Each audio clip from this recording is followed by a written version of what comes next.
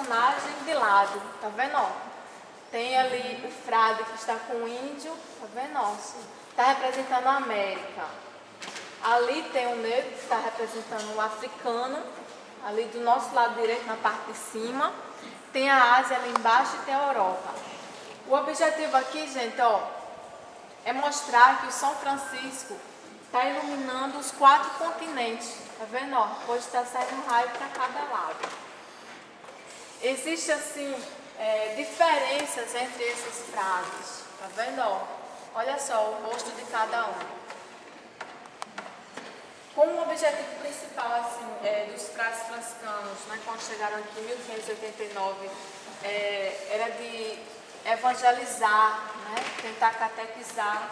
Eles saíam assim, de aldeia em aldeia, né? Então, por exemplo, o frade que está ali com o índio de lado, tá vendo? Ó? Olha só o rosto dele, tá vendo? Mostrando a cruz assim para o índio, tá vendo? Ó? Tem tudo.